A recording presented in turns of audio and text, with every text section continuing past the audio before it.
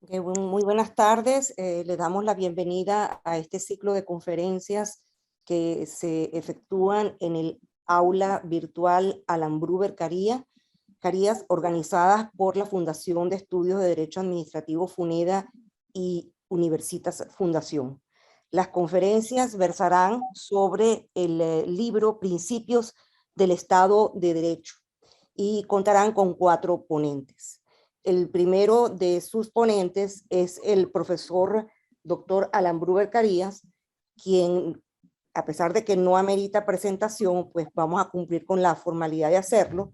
Es abogado y doctor en Derecho por la Universidad Central de Venezuela, de la cual fue profesor por muchísimos años, siendo jefe de cátedra y director del Instituto de Derecho Público. El profesor Bruber Carías también ha enseñado en muchas otras universidades en Venezuela y en el exterior. Actualmente es profesor emérito de la Universidad Central de Venezuela y recipiendario del premio Alma Mater de dicha universidad. El profesor Alan Bruber Carías es individuo de número de la Academia de Ciencias Políticas y Sociales y es además el director fundador de la revista de Derecho Público de la editorial jurídica venezolana desde 1980. El profesor Bruber Carías tiene una prolija obra jurídica que en su conjunto conforma una de las principales doctrinas iberoamericanas del derecho público. Así que, sin más, vamos a dar la palabra al profesor Bruber Carías, quien va a referirse un poco a esta obra, Principios del Estado de Derecho, su origen y su contenido. Adelante, profesor Bruber. Bueno, muchísimas gracias a la doctora Grau por la presentación y a la doctora Belén Ramírez por haber rescatado este libro, Principios del Estado de Derecho. Es una obra pequeña, es una especie de manualito sobre el tema del Estado de Derecho del cual tanto hablamos, porque es el tema central que todos los profesores de Derecho Público tenemos en mente cada vez que tratamos cualquier tema relacionado con el Estado en general y en particular el Estado en Venezuela. Esta obra ya tiene unos años de publicada, fue publicada en el año 2016, o sea, ya tiene sus 6 años publicada. Fue publicada por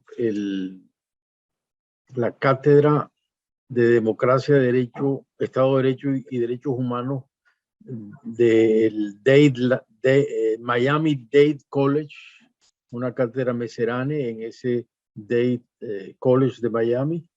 Y bueno, la verdad es que no ha tenido edición física en Venezuela por las circunstancias que todos bien conocemos. La verdad es que no sé si hubo edición ahora, pero creo que no. De manera que ha estado en Amazon y en todo caso está de acceso libre en mi página web, si no me equivoco.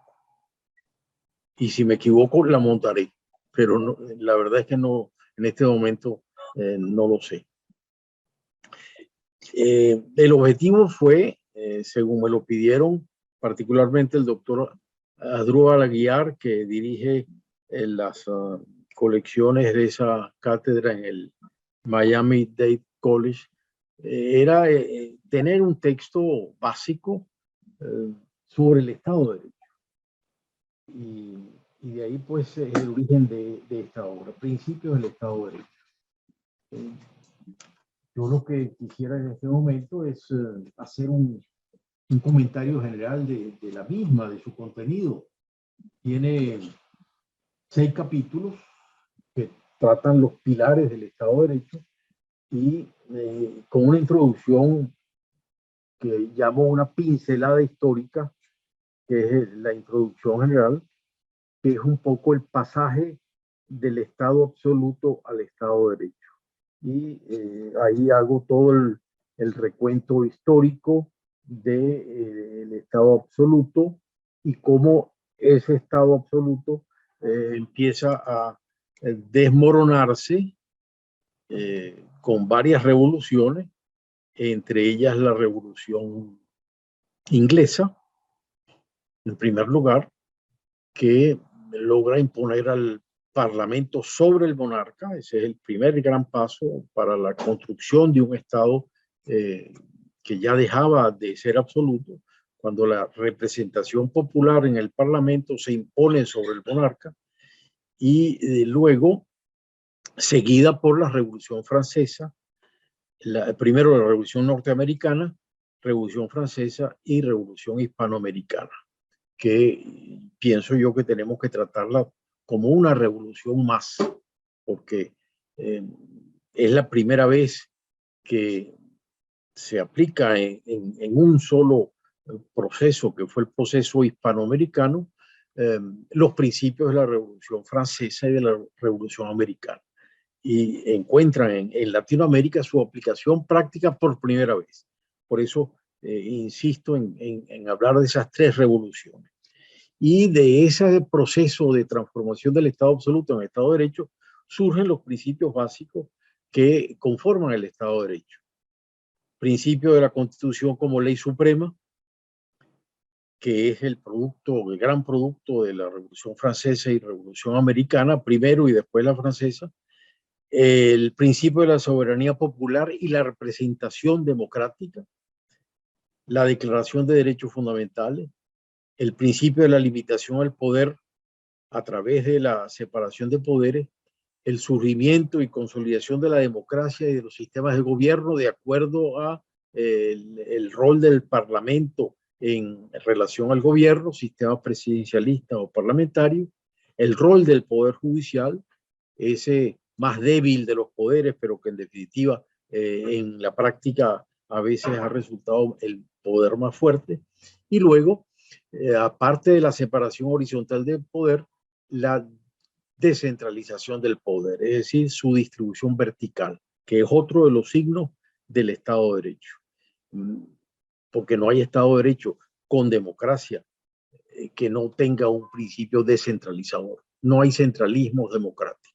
Por eso la distribución vertical del poder también forma parte de ese proceso de evolución, de transformación del Estado absoluto al Estado de Derecho, que caracteriza todo el proceso, sobre todo después de las grandes revoluciones.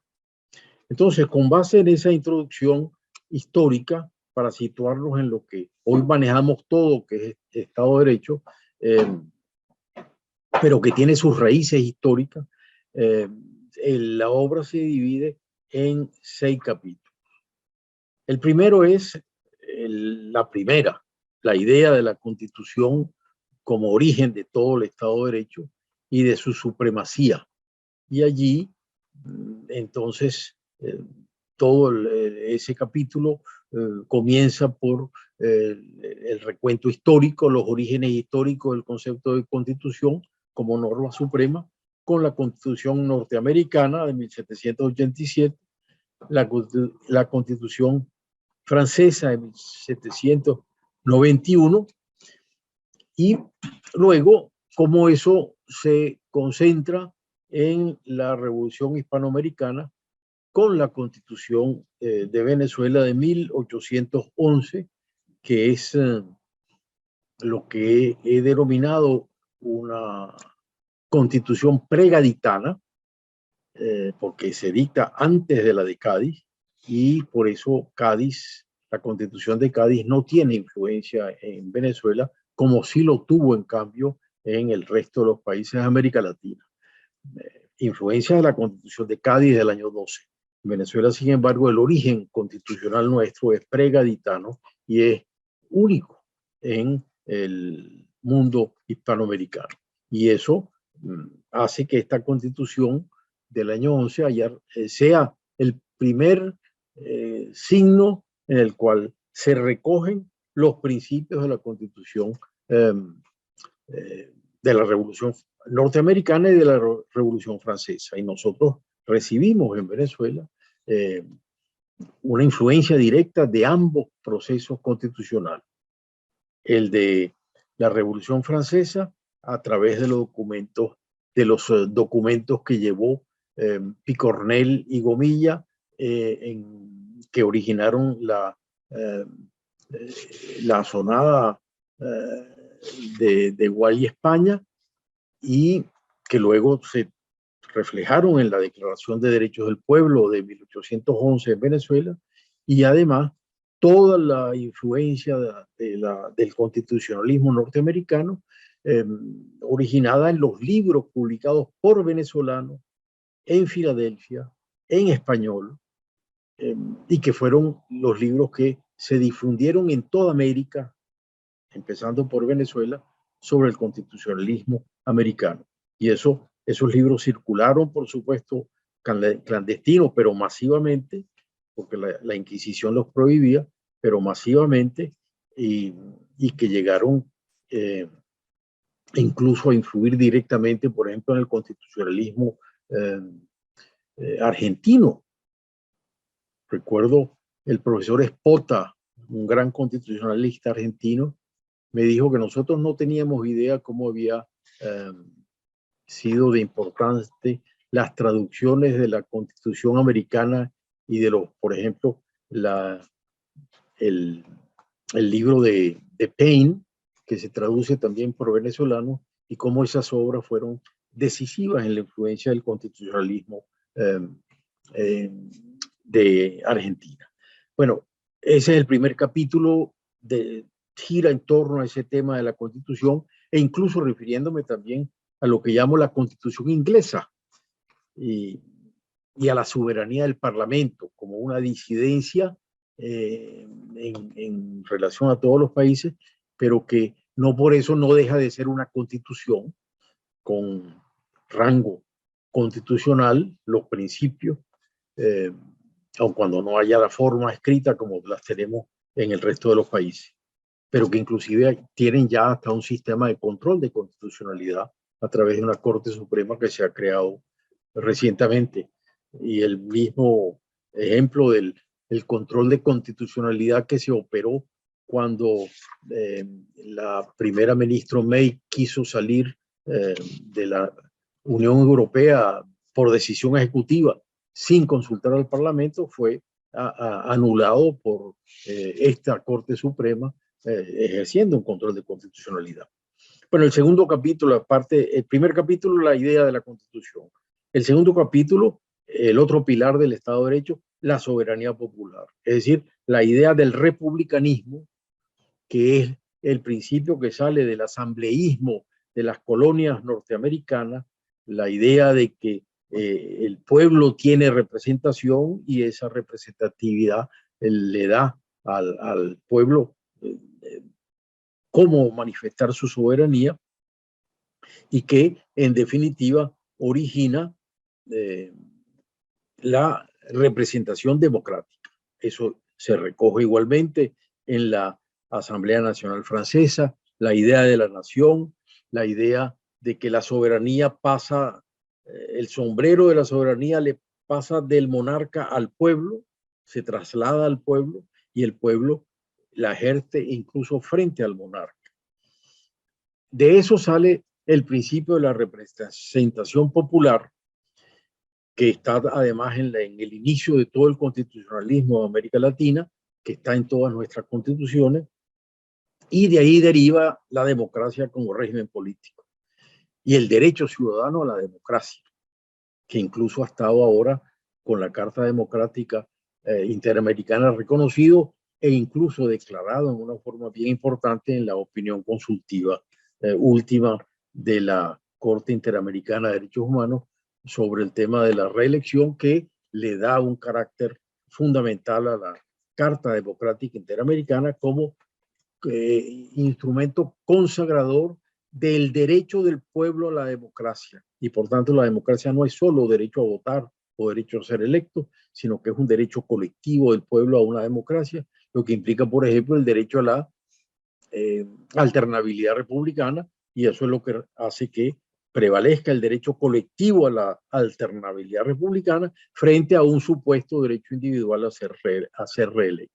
Pero lo importante de este segundo principio de la soberanía popular es que ese republicanismo se concreta en el constitucionalismo general como un derecho y como un sistema de democracia representativa. Y aquí es importante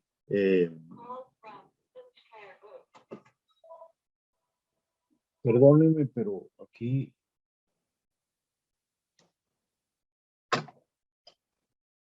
el sistema de democracia representativa. Y esto tiene una gran importancia porque es lo que tenemos que esgrimir frente a la falacia que se ha difundido, sobre todo en los últimos 20 años, con el discurso autoritario de que la democracia representativa puede ser sustituida por una democracia participativa, lo que es una falsedad de falsedades. No es posible que haya una democracia que no sea representativa. Y la democracia representativa es la que es pilar del Estado de Derecho. No es la democracia participativa. La participación se da a través de muchos mecanismos, pero no es para sustituir a la democracia representativa. El tercer principio, el tercer capítulo del libro se refiere al tercer pilar del Estado de Derecho, además de supremacía constitucional, soberanía popular y representativa democrática. El tercer pilar es la separación y limitación del poder. No puede haber el Estado de Derecho sin una constitución suprema, sin un sistema basado en la soberanía popular y en la democracia representativa, y sin un sistema que garantice la separación de poderes, es decir, el control del poder.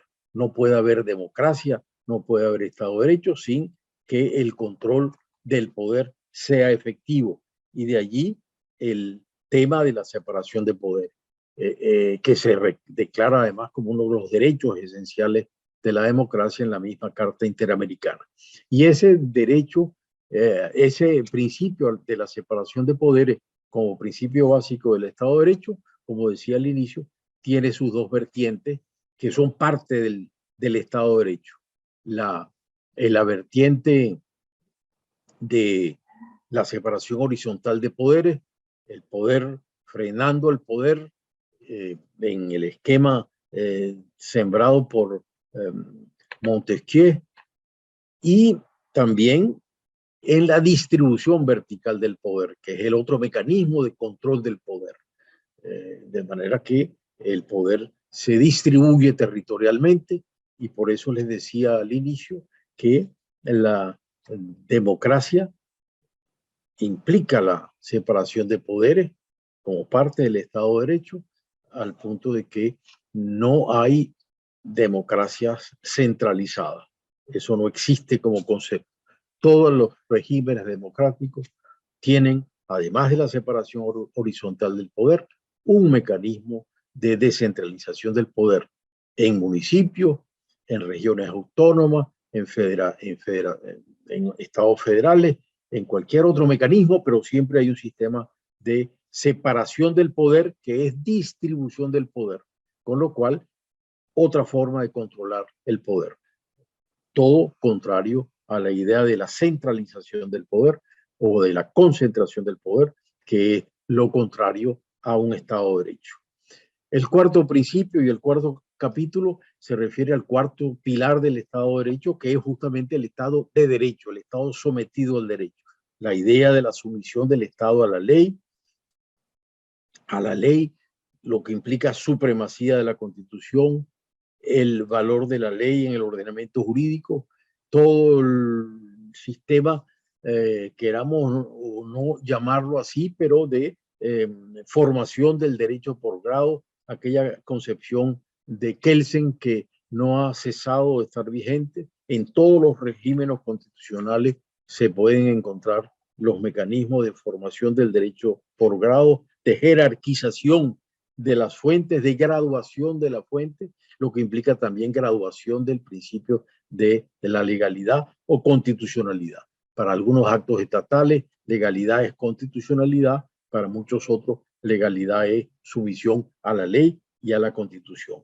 De manera que todo este tema del principio de la legalidad es ese cuarto capítulo que equivale a lo que en los países anglosajones califican en general como de los principios del rule of law, el Estado sometido al derecho, Estado de Derecho, viene siendo el Estado de rule of law. El quinto capítulo se refiere de nuevo al quinto pilar del Estado de Derecho, que es el de la Declaración de los Derechos Fundamentales y Libertades Ciudadanas. Toda la estructura del Estado de Derecho, en definitiva, es una estructura de organización política para garantizar y proteger los derechos de las personas, no para oprimir a las personas, sino todo lo contrario, para proteger y declarar esos derechos. De manera que la Declaración de Derechos Fundamentales y Libertades Ciudadanas, como todos estos otros principios, tienen su origen en el propio Estado de Derecho, y así las declaraciones de derechos, la Declaración Francesa, la Declaración Americana y las declaraciones iberoamericanas tienen la virtud de ser la base esencial humana del Estado de Derecho. Y no existe Estado de Derecho sin declaración de derechos y sin protección de esos derechos. Y el último capítulo, que cierra los pilares del Estado de Derecho, es el control jurisdiccional de la legalidad y de la constitucionalidad de las actuaciones del Estado. Es el tema de la garantía de la Constitución, por una parte, es el tema de la garantía de la legalidad de la actuación de la administración, por otra parte. Y de allí, todo el régimen que se encuentra en todo Estado de Derecho de jurisdicción constitucional y de jurisdicción contencioso-administrativa. No hay Estado de Derecho si no hay un sistema que garantice que los actos del Estado estén sometidos a la Constitución, estén sometidos a la ley, y esa garantía constitucional se le otorga a la jurisdicción constitucional y la jurisdicción contencioso-administrativa, es decir, órganos judiciales especializados encargados de asegurar la legalidad y la constitucionalidad de las actuaciones del Estado.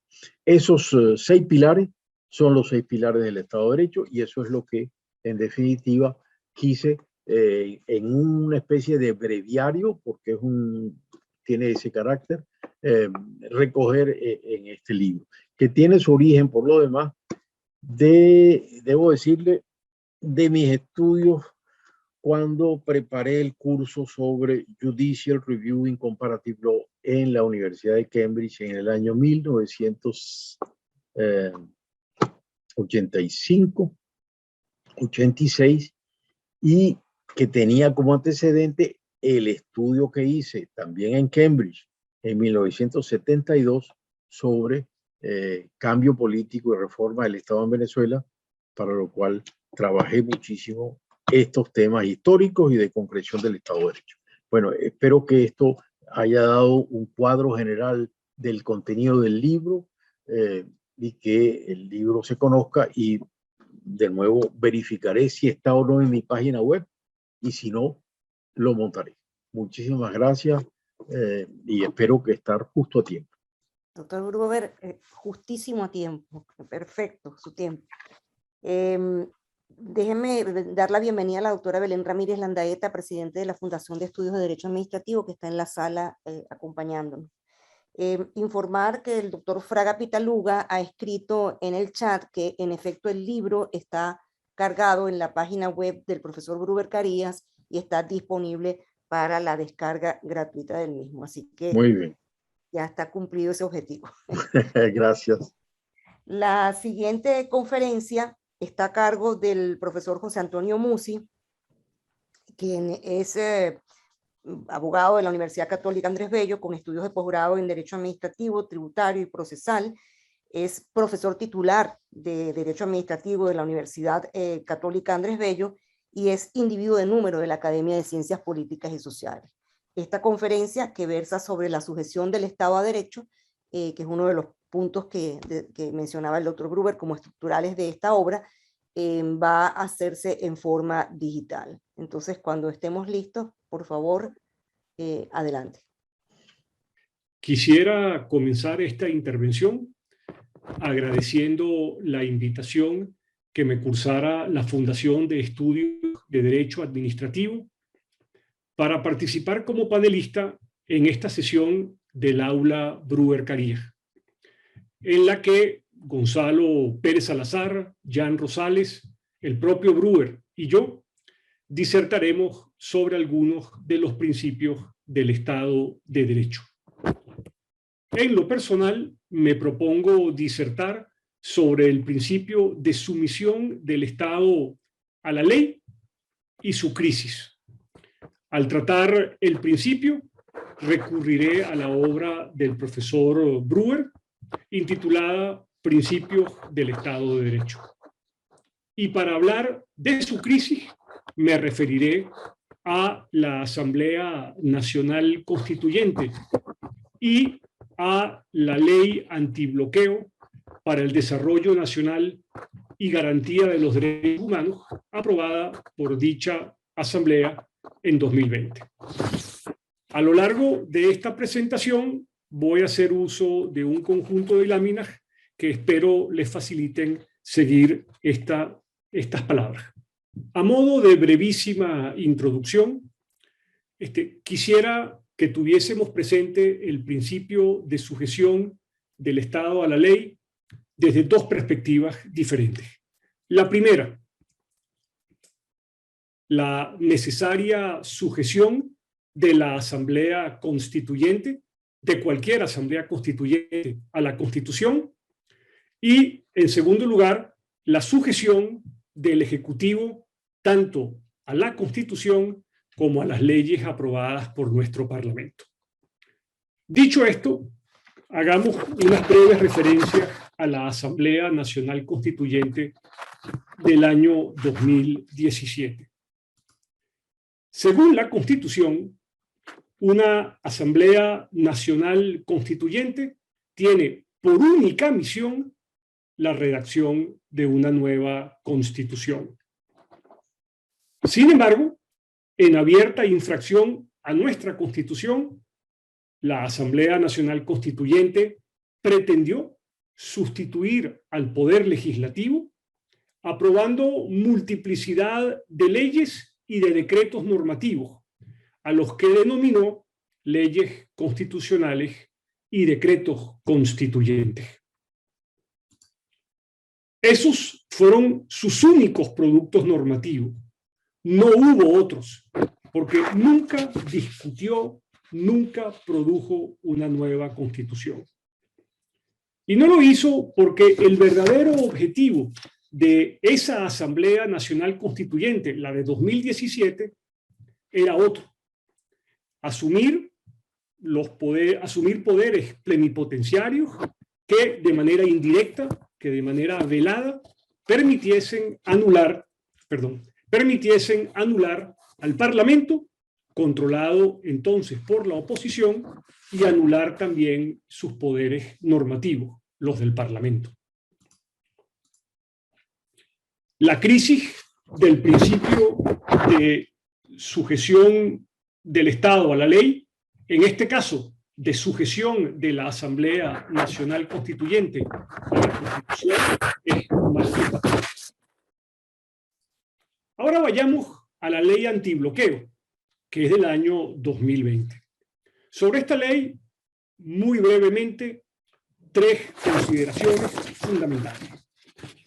La primera, la ley antibloqueo fue aprobada por un órgano ilegítimo. La Asamblea Nacional Constituyente, elegida en 2017, fue el resultado de una elección amañada, celebrada al margen de nuestra Constitución. Por razones de tiempo, los invito a consultar los distintos pronunciamientos de la Academia de Ciencias Políticas y Sociales sobre ese particular, para que lo constaten cada uno de ustedes personalmente. Segundo, la ley antibloqueo fue aprobada por un órgano manifiestamente incompetente. Como vimos hace tan solo unos instantes, una Asamblea Nacional Constituyente y la Asamblea de 2017 no constituye excepción a la regla, tiene por única misión la redacción de una nueva Constitución. Solo eso, únicamente eso. Finalmente, la ley antibloqueo no es realmente una ley, porque la sanción de las leyes corresponde en exclusiva, ¿sí? En exclusiva a la Asamblea Nacional. Entonces, este repaso sobre la Asamblea Nacional Constituyente y la ley antibloqueo nos permite entrar de lleno en el contenido de la ley, más propiamente en el análisis de una sola de sus normas, y ese análisis nos permitirá poner en evidencia la grave crisis del principio de sujeción ahora del Ejecutivo a la ley, del Ejecutivo a la ley. ¿Qué establece el artículo 19? Bueno, el artículo 19 se ocupa de la inaplicación de las leyes aprobadas por el Parlamento, pero contempla una inaplicación singular. Algo de antecedentes nos ayudará a entender a qué nos referiremos. En nuestro derecho, la potestad para inaplicar normas ha sido tradicionalmente reconocida a los tribunales de justicia.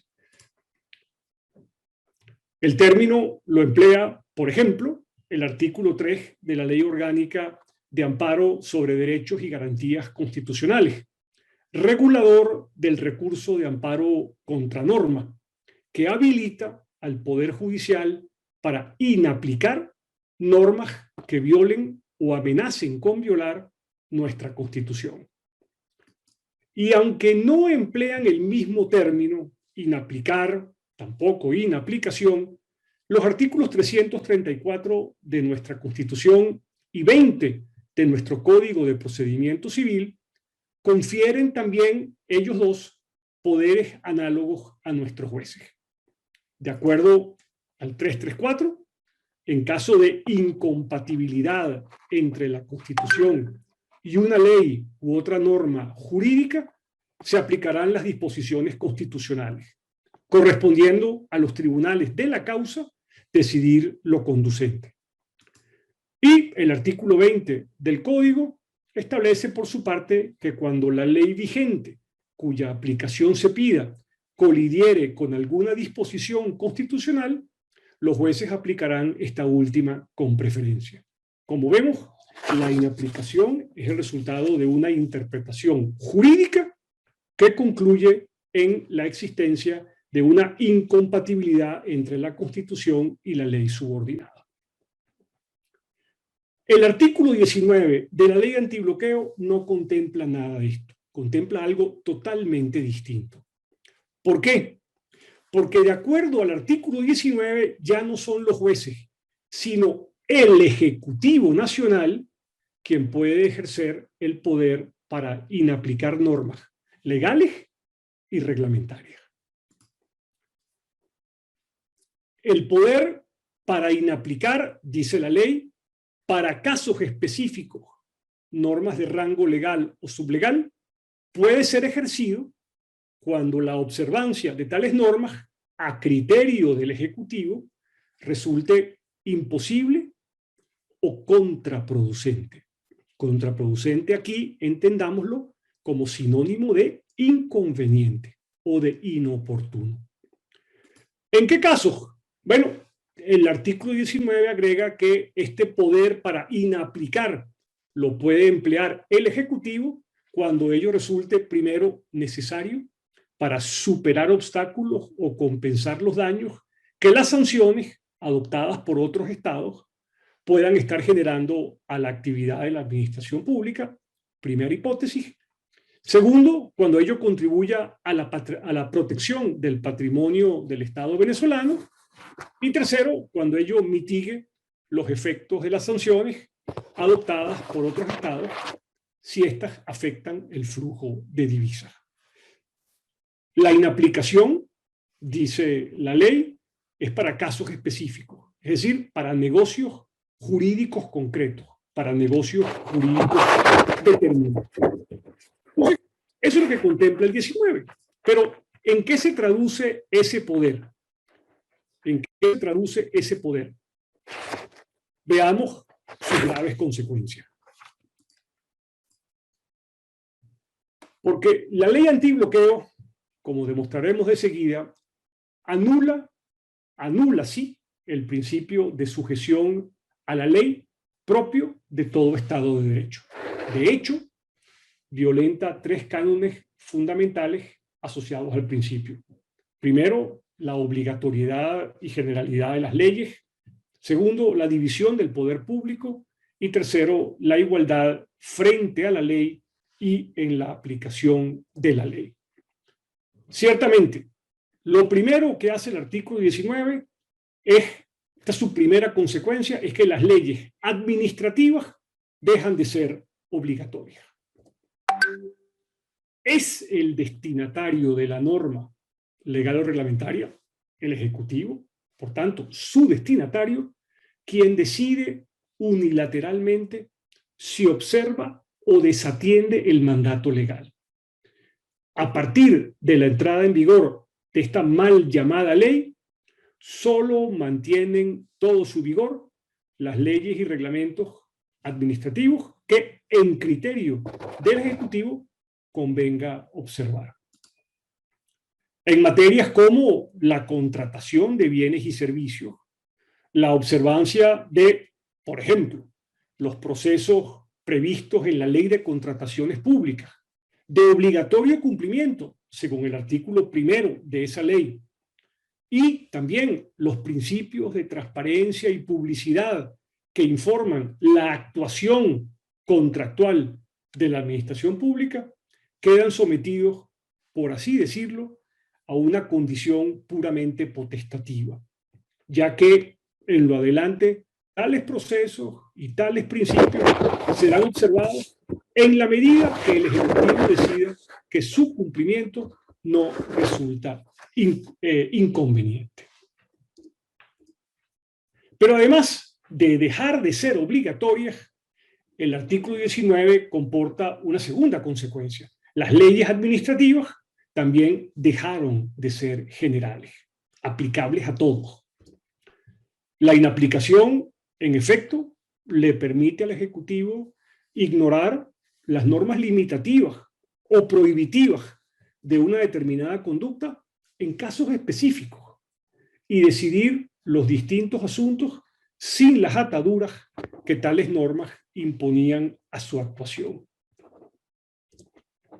El poder para aplicar normas inconvenientes por sus limitaciones al ejercicio del poder público, permite, esta es su consecuencia, la confección de trajes a la medida para cada negocio y para cada contraparte contractual. La observancia o inobservancia de reglas, según el caso de que se trate, quiebra el principio de acuerdo con el cual la ley ha de ser una y la misma para todos. Pero la ley antibloqueo y el artículo 19 que confiere estos poderes de inaplicación por razones de conveniencia, además erosiona y anula el principio de división de poderes. Porque desde una perspectiva distinta, la inaplicación de las leyes por causa de su inconveniencia convierte al Ejecutivo en una suerte de legislador negativo, habilitado para desechar o descartar normas vigentes sobre texto de los efectos inconvenientes o inoportunos que tales normas producirían. Y en esa condición de legislador negativo, el Ejecutivo puede invadir a su sola discreción la reserva legal y privar de efecto las normas legales, orgánicas u ordinarias, limitativas de su actuación, sin que los jueces puedan controlarlos, porque la inconveniencia de una norma, aquí la tesis tradicional, es un asunto extrajurídico. pero ese no es el tema. El del control judicial por razones de oportunidad de una actuación administrativa excede, a pesar de que es un tema fascinante, excede por mucho los límites de esta conferencia. Y como si estas críticas fueran pocas, el artículo 19 de la ley antibloqueo también violenta el derecho fundamental a la igualdad frente a la ley, ya hablamos de la generalidad, pero también a la igualdad en la aplicación de la ley, porque resulta que ahora la igualdad no obliga al Ejecutivo Nacional. Las leyes, lo dijimos, dejan de ser generales. Y como dejan de ser generales, desaparece, he aquí, el corolario, el derecho a la igualdad. El poder, empleo de nuevo el término porque me parece que es muy gráfico, para confeccionar trajes a la medida que solamente resulten aplicables a un negocio jurídico o a contados negocios jurídicos y a una contraparte contractual o a un puñito de contrapartes contractuales y no, como manda el principio de generalidad, a todos los que se hallen en el mismo supuesto de hecho normativamente previsto, violenta, no hay duda en propósito, el derecho fundamental a la igualdad que asegura el artículo 21 de la Constitución. Hasta aquí, por razones de tiempo, las ideas que quería compartir con ustedes, pero quisiera terminar en esta última lámina con una muy breve recapitulación. Porque creo que de lo dicho a lo largo de esta breve intervención queda claro, primero, que la Asamblea Nacional Constituyente de 2017, perdón el error en la fecha, nunca se sometió a la Constitución. No trabajó para aprobar un nuevo texto fundamental, lo que hizo fue trabajar para aprobar textos respecto de los cuales no tenía competencia. Segundo, que la Asamblea Nacional Constituyente pretendió autorizar al Ejecutivo para obviar o desacatar las leyes aprobadas para el Parlamento, en abierta infracción de la Constitución.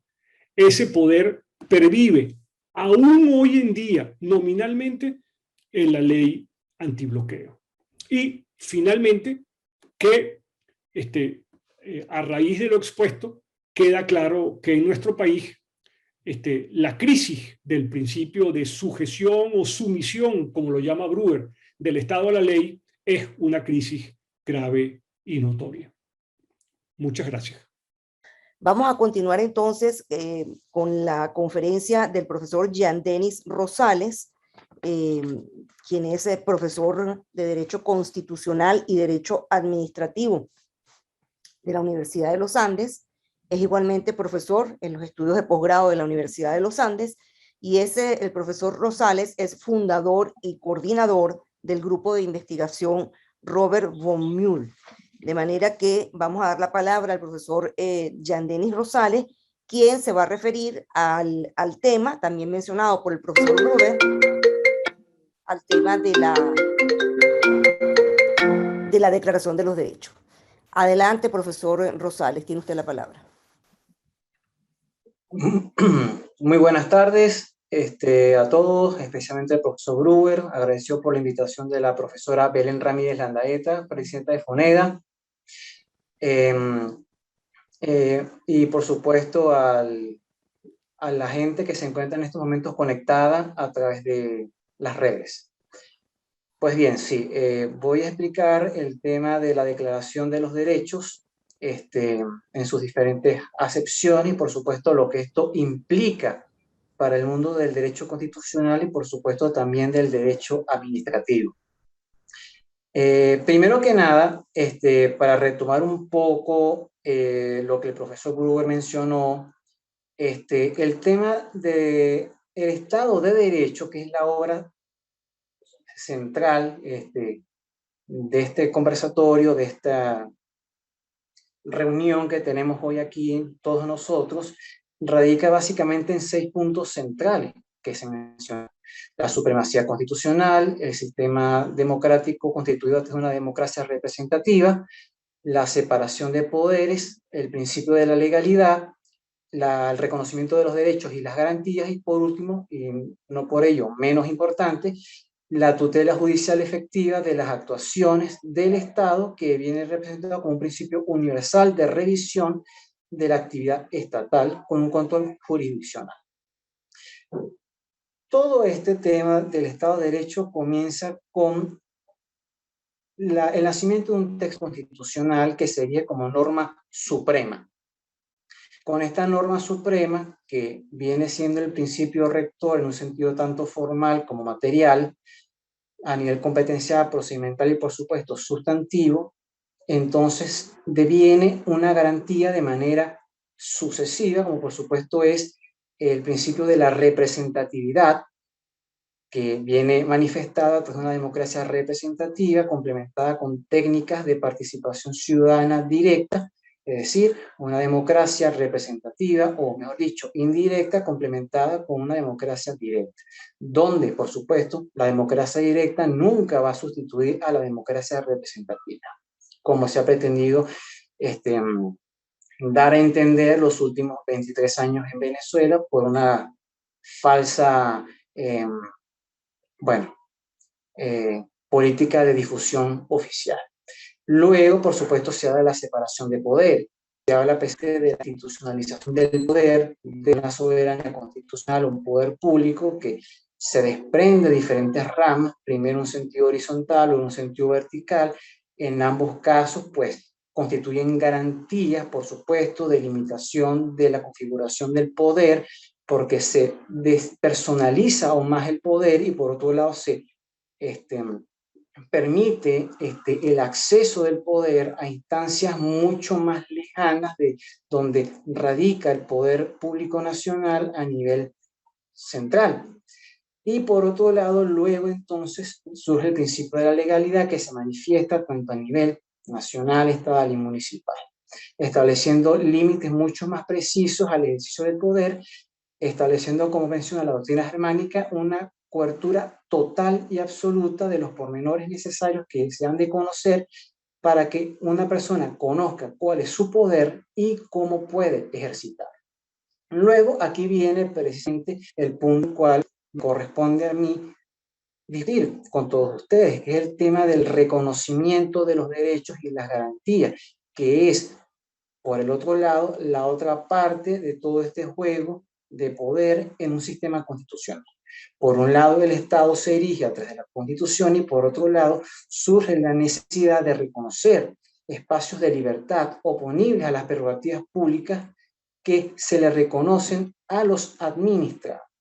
Y aquí entro a hacer un poco una distinción que es necesario tomar en consideración, a mi modo personal, con relación a lo que implica el reconocimiento de los derechos y garantías en declaración, bien sea en la Revolución Inglesa, luego en la Revolución Americana, luego en la Revolución Francesa, y con posterioridad a la forma que toma este reconocimiento a través de cada uno de los textos constitucionales que se sancionan desde el siglo XIX hasta hoy en día. El término ciudadano, que no está mal, por lo menos para ese momento, pero que hoy en día debería ser un poco más preciso para entender que se refiere al término administrado. ¿Y por qué administrado? Porque hay administrados con derechos políticos y hay administrados sin derechos políticos, y ambos, por supuesto, en territorio nacional. Vale la pena decir que, por supuesto, la distinción es importante, porque no es baladí la distinción al querer pretender que ambos tipos tienen derechos por igual, de ahí precisamente la garantía de la igualdad en un territorio determinado. Pero en este tema de los derechos y las garantías, que es básicamente el tema del Estado de Derecho, no se puede mencionar el uno sin el otro, no hay derechos sin garantías, y las garantías van, por un lado, dependientemente del tipo de garantía, hacia dónde va el derecho. Cuando estudiamos los tiempos de la Edad Media en Inglaterra, específicamente para el 15 de junio de 1215 se firman una serie de documentos de carácter escrito que constituyen precisamente garantías oponibles a los poderes regios del monarca en ese preciso instante. Vale la necesidad de mencionar que precisamente surgen esos documentos para hacerlos valer con posterioridad, y así sería a lo largo de 800 años, y tal, un poco más, para oponerse a los abusos, a los poderes regios que tenía la monarquía, que para ese entonces no era una monarquía parlamentaria, era una monarquía absolutista donde, por un lado, no solo se concentraba todos los poderes a título personal de una persona, sino que tenía todas las funciones, tanto la legislativa como la ejecutiva y la judicial, y que precisamente el caso ocurrió para evitar un capricho del monarca de ese entonces, como era Juan Sin Tierra, que pretendía recaudar impuestos y castigar a todo aquel que no contribuyera para financiar una guerra que ya previamente había perdido en su alianza con los franceses contra los alemanes. Eso, por supuesto, implicó una limitación al poder de recaudar impuestos y, por el otro lado, de castigar a todo aquel que infringiese una norma que no viniese reconocida por precisamente una mayoría representativa de la sociedad que le diera el visto bueno a la misma. De ahí precisamente que surge el tema de la reserva legal, tanto a nivel tributario como a nivel penal. En el primer caso, bajo la prédica de "there's no tax with representation", no hay impuestos sin previa que previamente determine que la misma puede recobrarse. Pasan años y, por supuesto, estos pactos recogidos en documentos de carácter escrito, formal, de manera solemne, se irían presentando continuamente en diferentes conflictos a lo largo de toda la vida inglesa, bien durante los tiempos de la Edad Media, luego durante la Edad Moderna y, por supuesto, durante la Edad Contemporánea. A partir del reconocimiento de estos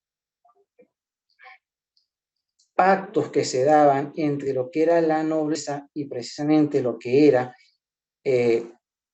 la monarquía, se fue poco a poco desmantelando la monarquía absoluta que concentraba en manos de un rey, ¿verdad? Todos los poderes públicos, tanto la función legislativa, tanto la función ejecutiva, como también la función judicial. Hasta que finalmente, pues, se dio la Revolución Inglesa, que culminaría en 1689, y se dio una separación completa y ya casi visualizada de la separación de poderes que hoy en día existe, hasta el punto que entonces quedó completamente diferenciada y perfilada la función legislativa de lo que era la función ejecutiva, y con una posterioridad de unos años, tal vez unos 20, la función judicial. A partir de aquí, que además vino el famoso Bill of Rights, que era un reconocimiento de una serie de derechos que constituían espacios de libertad oponibles ante las prerrogativas públicas, donde además se reconocía de nuevo el Habeas Corpus Act de 1979 como una garantía específica del derecho a la libertad que tenían los ciudadanos que fuesen aprehendidos para presentarse oportunamente ante el juez correspondiente para determinar la legitimidad de la aprehensión llevada a cabo por la corona. Por supuesto que todas estas declaraciones, que luego sirvieron de inspiración para la Declaración de Derechos Constitucionales Americana de 1776, que luego se consolidaría en 1786, más la Declaración de los Derechos del Hombre y el Ciudadano de 1789, que a pesar de ser de ese año, todavía hoy en día se considera como una parte integral de la Constitución francesa de hoy, de 1958, inspiraría luego, por supuesto, estos importantes hitos históricos del mundo del derecho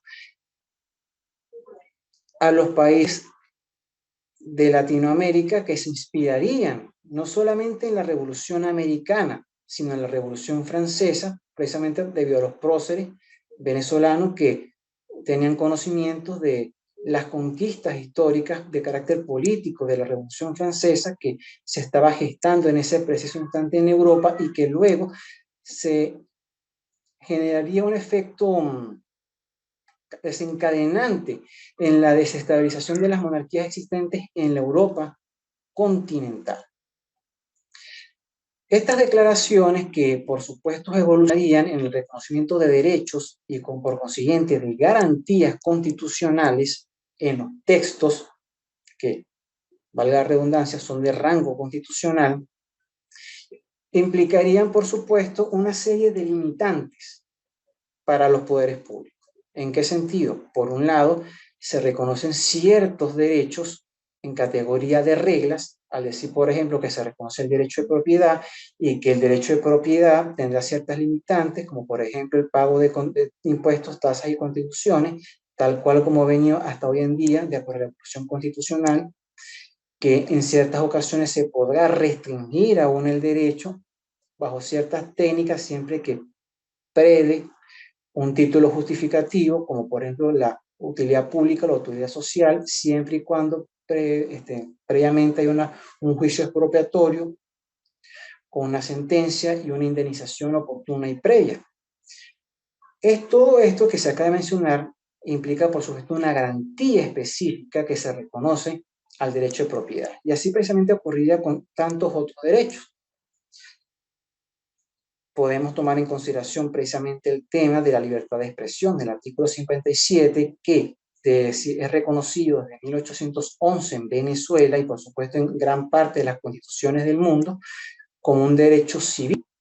Un derecho civil que por supuesto cuenta con una garantía específica que es la prohibición de la censura previa, y la razón es bastante obvia, porque sencillamente sin libertad de expresión no habría, sin la garantía previa de prohibición no habría libertad. Y esto precisamente que se menciona en esta formalización del reconocimiento de derechos y garantías, que es global, se puede encontrar en cualquier país del mundo, en el texto americano, en los textos latinoamericanos, en los textos europeos y por supuesto en instrumentos internacionales de derechos humanos que datan por supuesto de 1948, que es la que emana de la Organización de Naciones Unidas, y por supuesto de las declaraciones regionales de derechos humanos de carácter regional, por ejemplo en el caso de Venezuela con la OEA, o por ejemplo con los pactos de derechos civiles y políticos, el Pacto de Derechos Económicos y Sociales, y por supuesto de la Convención Americana de Derechos Humanos, que desafortunadamente y de manera inconstitucional fue denunciado por el gobierno del difunto presidente Rafael Chávez Frías.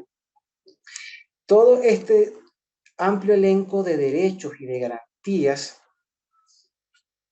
que son reconocidos no solamente a nivel interno con las constituciones, sino también a través de instrumentos internacionales de derechos humanos, los tratados que constituyen el jus cogens, derecho internacional público general, que es de estricto orden público y de carácter obligatorio para cada una de las partes que lo suscriben, se convierten en un instrumento de control del ejercicio del poder público por cualquier instancia nacional, estatal y municipal.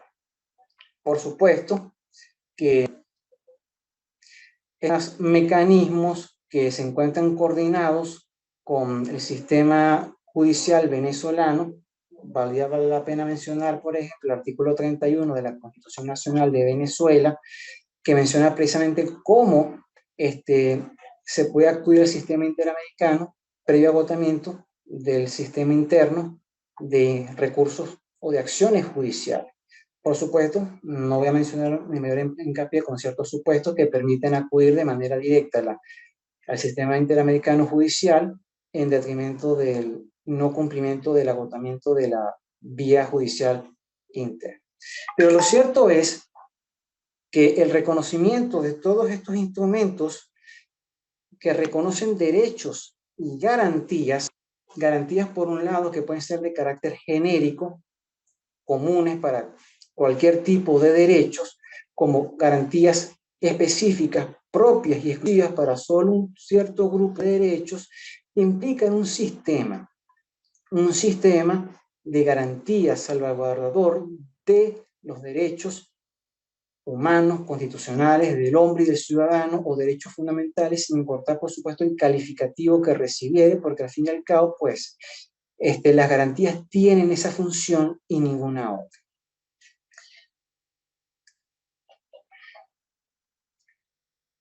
Por supuesto que hay ciertas declaraciones de derechos que cuentan con un grado de protección menor con relación a ciertos instrumentos que reconocen derechos con relación al sistema, por ejemplo, americano, el sistema francés o el sistema latinoamericano.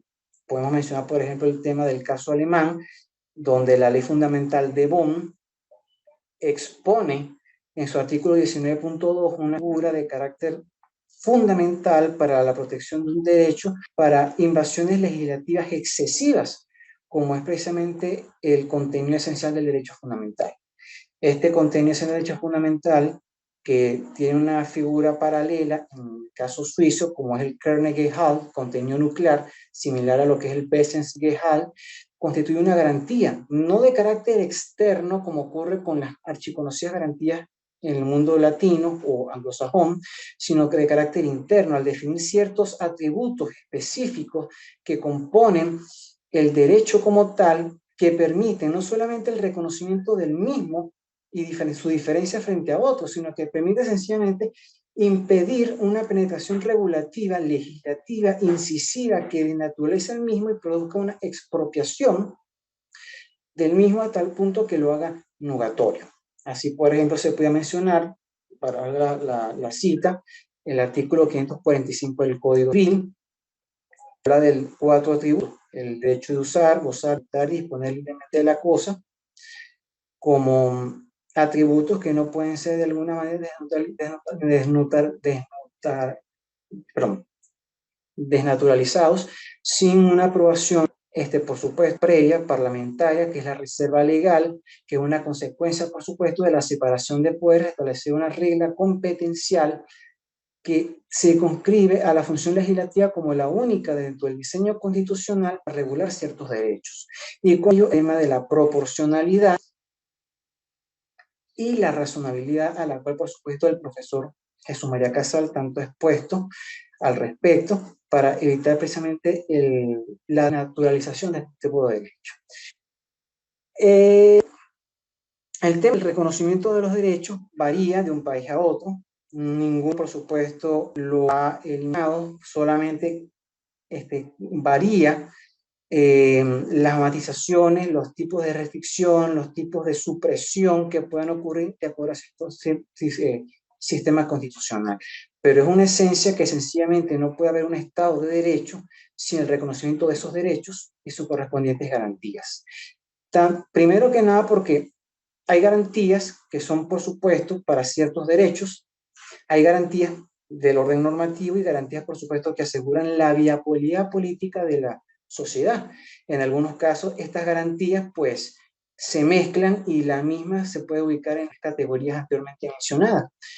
Por ejemplo, la separación de poderes no solamente es una garantía que constituye una oposición a la configuración del poder, sino también al orden normativo y, por supuesto, a los derechos. Al ver, por ejemplo, como no se puede establecer, existe una prohibición en Venezuela de que se puedan crear delitos, infracciones y sanciones con ellos sus penas mediante decretos, leyes. Este tema del reconocimiento de los derechos, por supuesto, ha tenido connotaciones diferentes. En el caso inglés, pues, por supuesto, se ha habido liado, complicado, por ejemplo, con el tema de la Convención Europea de Derechos Humanos. El profesor Google lo explicó muy bien en el libro, lo cual, por supuesto, me pareció bastante pedagógico e ilustrativo para explicar cómo fue el sistema de la combinación de la Declaración de Derechos inglesa, precisamente con el sistema continental europeo, los conflictos que se presentaron, por supuesto, que no ocurrió con el tema de los países de la Europa continental, pero que se ocurrió precisamente con el tema de Inglaterra. Y bueno, precisamente el profesor Google cerró muy bien al explicar precisamente cómo la situación de los conflictos a nivel interno del Reino Unido se vio precisamente solucionado con el pronunciamiento de la Corte Suprema inglesa. Profesor Denis, le agradecemos que vaya terminando, por favor, que estamos pasados del tiempo. Lo que quería mencionar sencillamente, porque el tema es bastante amplio, pues obviamente no puede haber Estado de Derecho si no se reconocen mediante reglas claras de carácter positivo y negativo de los derechos y las garantías que corresponden a cada uno de estos derechos. El sistema implica, por supuesto, estudiar el derecho y la garantía, no se pueden separar la una de la otra. La Constitución venezolana, por supuesto, con sus defectos a nivel semántico, lingüístico y, por supuesto, de estructuración general, por ejemplo, con el tema de las disposiciones preliminares, que muchas veces se contradicen con el articulado de la parte dogmática, pues no contribuyen mucho a servir de parámetro para los tribunales, mucho menos para la sala constitucional, que se deriva de una especie de autoritarismo constitucional con sentencias que han llevado prácticamente una reforma jurisdiccional, hasta el punto que han desvirtuado por completo el sistema constitucional con sus derechos y sus garantías. Por último, quisiera cerrar y decir que esencialmente los derechos y las garantías requieren necesariamente de una correcta adecuación lingüística, cosa que no ocurre en Venezuela. Podemos mencionar, por ejemplo, el caso del tema del financiamiento de los partidos políticos, con lo que es la cláusula del Estado democrático, teniendo en consideración, por supuesto, la tesis de las endonormas constitucionales, que a las cuales hacía Otto Bayo, con normas constitucionales que pueden ser inconstitucionales. La verdad, disculpen lo amplio, no me esperaba la ponencia tan repentinamente y mucho menos viajando a otra ciudad. Espero, por supuesto, que les sirva de mucho esta disertación y quería agradecer a la doctora Belén Ramírez Landaeta y, por supuesto, al profesor Gruber Carías, al profesor Muchi y al profesor Jesús González Pérez por estar presente aquí conmigo en esta disertación, y, por supuesto, usted, que es la moderadora, doctora Grau, que la verdad, bueno, me formé estudiando por sus libros y por todo lo que su escritorio jurídico ha aportado al país y al mundo del derecho. Muchísimas gracias, profesor Rosales. Excelente su exposición. Tendrá oportunidad quizás en las preguntas de extenderse un poquito más sobre el tema. De verdad que es muy interesante. Para terminar, el profesor Gonzalo Pérez Salazar va a exponer sobre el tema del control de legalidad y constitucionalidad de los actos del Estado, un poco el funcionamiento, la importancia del funcionamiento del Poder Judicial en el Estado de Derecho. El profesor Gonzalo Pérez Salazar es doctor en Derecho por la Universidad Central de Venezuela y es profesor de Derecho en la Universidad Central de Venezuela y en la Universidad Monte Ávila. Asimismo, es coordinador de las especializaciones en Derecho Procesal Constitucional y Derecho de la Economía de la Universidad Monte Ávila. Adelante, profesor Gonzalo Pérez Salazar. Bueno, buenas noches ya a todos los participantes. Quiero comenzar por agradecer a FUNEDA por esta iniciativa, a la profesora Belén Ramírez Landaeta, quien es su presidente, también al homenajeado, al profesor Gruber, y a la presentación del libro que hoy hacemos, que es el titulado Principio del Estado de Derecho. También a Universitas Fundación por todo lo que significa el apoyo logístico y su plataforma, que de una manera tan exitosa ha presentado esta cátedra Gruber Carías y otras tantas más que ha divulgado de una manera amplia este conocimiento y nos ha puesto a interactuar juntos. El tema que voy a tocar es el capítulo 6 o el principio número 6 del libro, que se titula El control jurisdiccional de la legalidad y la constitucionalidad de las actuaciones del Estado. Como nos dice el profesor Gruber en su libro, el Estado de Derecho es ante todo un Estado sometido al principio de legalidad, en el sentido de que todos los órganos del Estado están subordinados a las limitaciones normativas establecidas en una Constitución escrita y en las leyes que la ejecutan. Entonces, aquí hay que tener mucha claridad en cuanto a los conceptos. El primer concepto que tenemos que tener claro es que es del Estado de Derecho.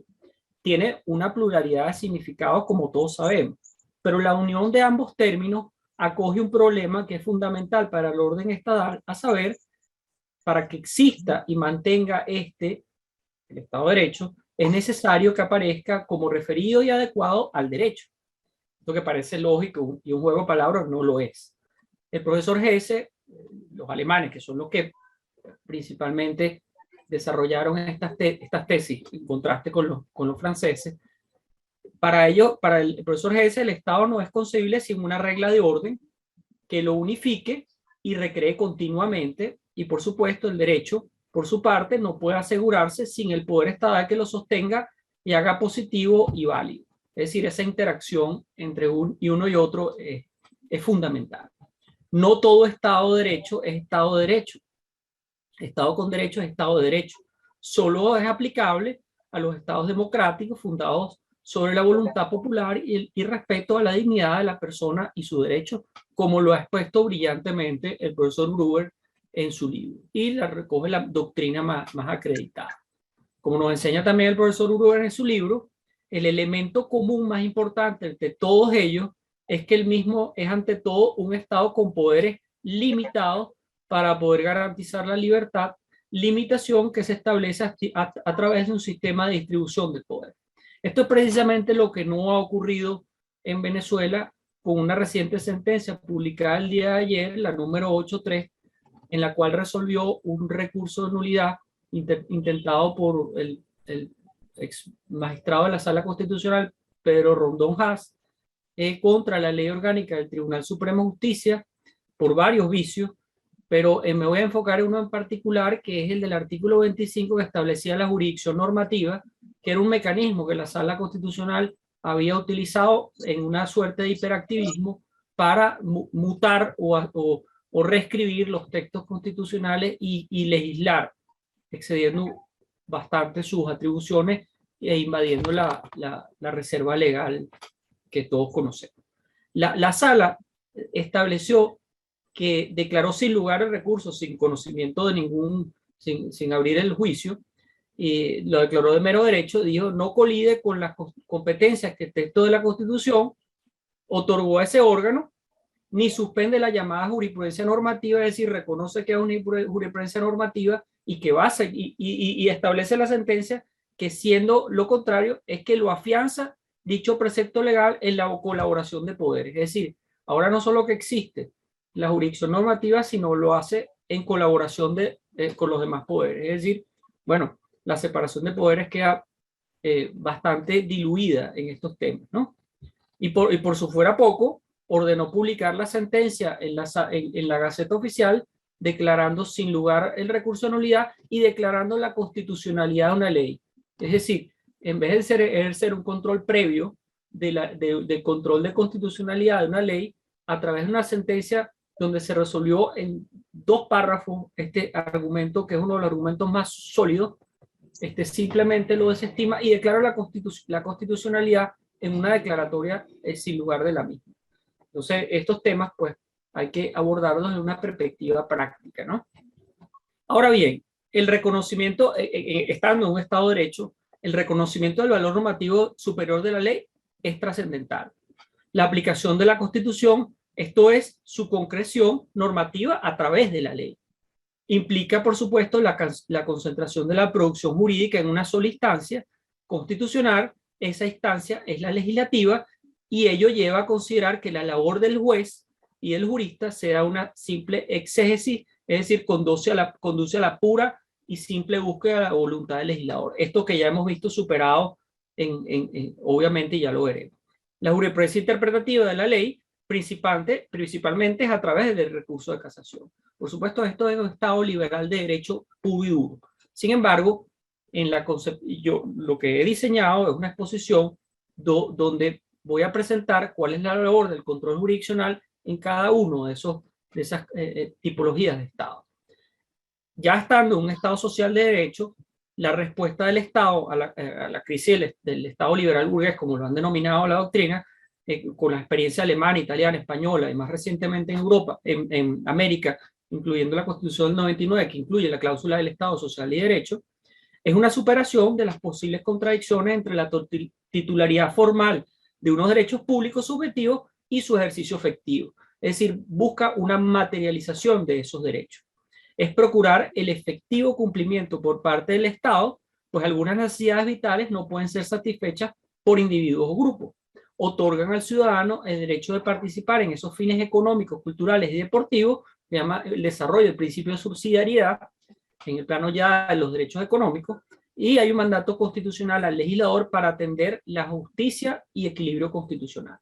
Por supuesto, representa un principio de interpretación constitucional, y esto es un elemento interesantísimo, porque en el esquema del Estado Social de Derecho se ha dado un debate importantísimo sobre la interpretación constitucional, y en estos temas las escuelas más importantes han sacado trabajos importantísimos, Atienza, Susana Pozzolo, y que han avanzado y han dado luces para que podamos entender cómo se aplica la norma y cómo resolver esos casos difíciles.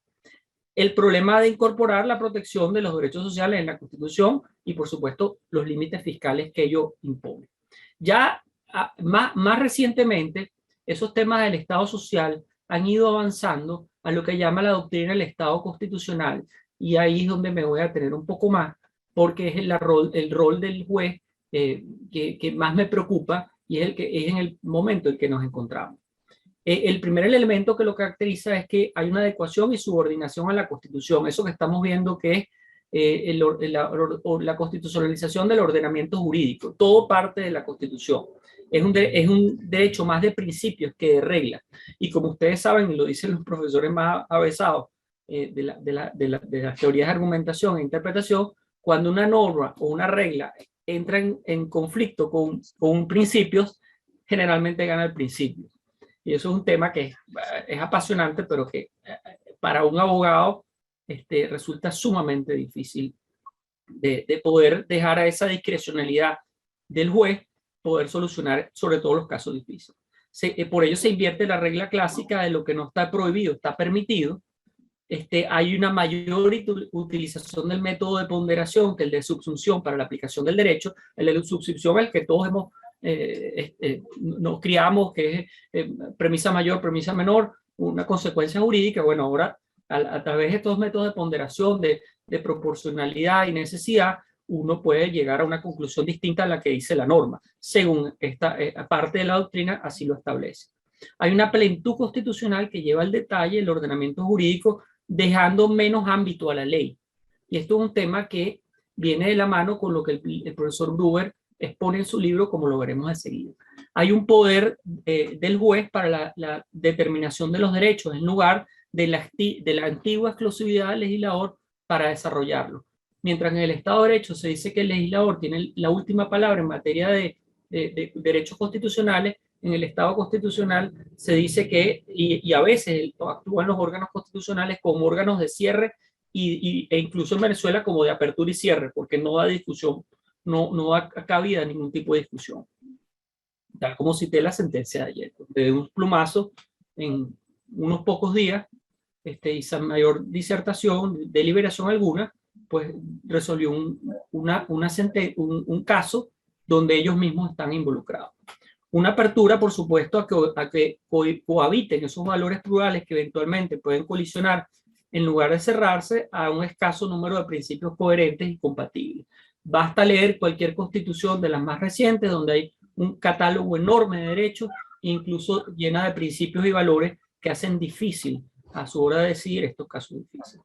Para Gruber, en consecuencia, el Estado de Derecho, con todas sus características, solo existe en la medida que se establezcan esos medios de protección del control de la Constitución y la legalidad, donde el Poder Judicial está encargado de hacerlo cumplir.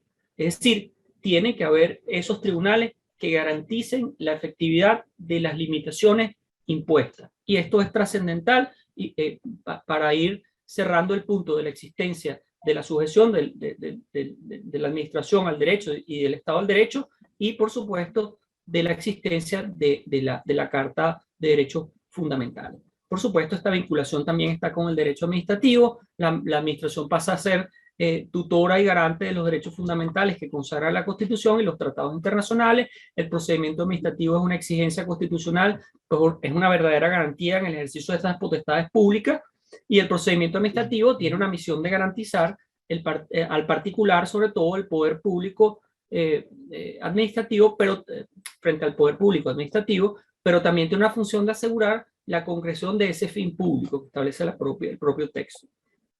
Por supuesto, el profesor Gruber hace una diferencia brillante entre los controles de Estados Unidos y el control constitucional de Estados Unidos versus el británico, partiendo de la premisa de que el primero está encargado al juez, y cita brillantemente el caso Marbury versus Madison de 1803 y la distinción con el inglés, donde lo deja en manos del Parlamento, como el poder escondido, él lo denomina. Por lo tanto, hay una diferencia real entre un sistema jurídico con constitución escrita, como el de la mayoría de los países, que uno sin constitución escrita, donde residen las facultades concedidas a estos tribunales, en el caso de las escritas, para controlar la constitucionalidad de los actos de Estado frente al británico, que se le deja, o el common law, se le deja a los jueces ordinarios. Esto generalmente son los jueces ordinarios los únicos facultados para ejercer ese control. Para que exista control de constitucional, nos enseña Gruber que exista control jurisdiccional de la constitucionalidad de las leyes, no solamente es necesario que exista una constitución escrita como norma suprema, sino además es necesario que esa norma superior establezca de forma rígida y estable, es decir, que consagre esas cláusulas que no permitan ser modificadas a la ligera. Un sistema de este tipo, lo que él denomina, está limitado por la Constitución y está sometido a la misma. ¿Okay? También él destaca los problemas de legitimidad de los tribunales constitucionales. Esto es un problema que él destaca la evolución de la discusión, y efectivamente el Parlamento sobre todo reaccionaba. ¿Cómo me va a controlar a mí un organismo que no fue electo popularmente como yo? En una elección de segundo grado, más lo puedo elegir yo y me va a controlar a mí. Bueno, esas discusiones, obviamente, la legitimidad viene de la propia Constitución. La existencia del juez es vital para que exista ese pesos y contrapesos necesarios en una democracia. Ahora, ese exceso de poder que han demostrado algunos jueces que por lo menos en el caso de Bolivia, que han declarado inconvencional una norma constitucional, o han declarado abiertamente normas constitucionales inconstitucionales, o reescrito la Constitución, como en otros países, pues la verdad es que hace que ver con preocupación el rol activista o hiperactivista de los jueces en el presente. Él destaca también de esa discusión de la legitimidad, y que el control jurisdiccional o de los poderes otorgados a esos jueces para velar por la constitucional también de las leyes no puede ser tratado o discutido bajo el tamiz únicamente de la legitimidad o ilegitimidad, partiendo del principio de que la democracia solo se basa en la representatividad. Él dice que la democracia va más allá del marco de la sola representatividad y de las elecciones, porque se trata más bien de un modo político de vida y un sistema montado necesariamente, además, en el principio de separación de poderes y en el control de poderes y en el pluralismo político, en la existencia de garantías individuales y de los derechos fundamentales de los seres humanos que tienen esa primacía.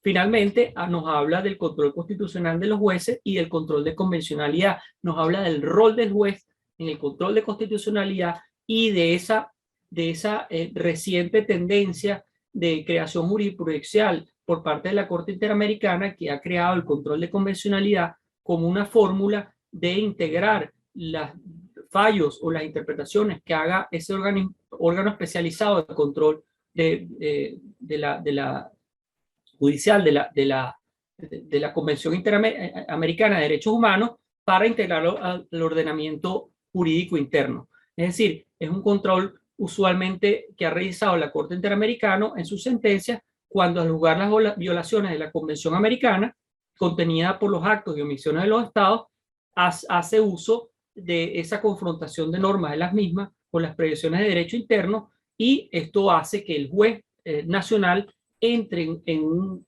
continuo diálogo con la Corte Interamericana para ver cómo esa normativa convencional es trasladada al ordenamiento jurídico. Lo vemos en el artículo 23 de nuestra Constitución, y por supuesto, que no es el ejemplo mejor, pero sin embargo, en el caso de Argentina, que son supraconstitucionales los tratados de derechos humanos, lo vemos con mayor efervescencia, y como países como México, que hace 11 años estableció una reforma constitucional para incorporar los derechos humanos, y ha dado un paso significativo en este tema del control de convencionalidad.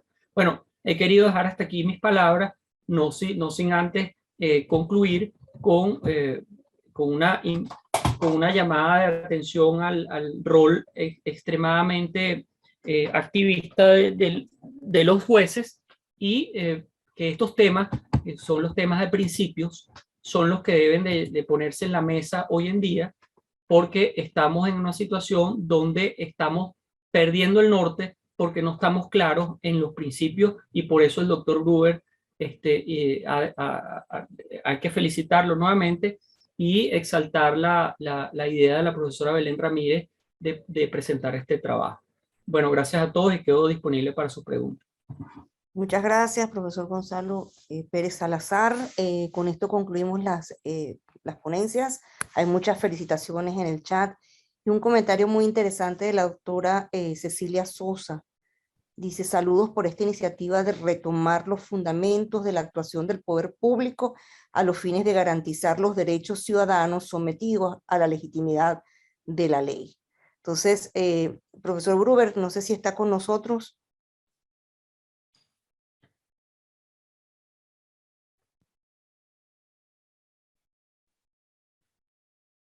Bueno, voy a hacer una pregunta al doctor Gonzalo Pérez Salazar, que acaba de terminar su exposición.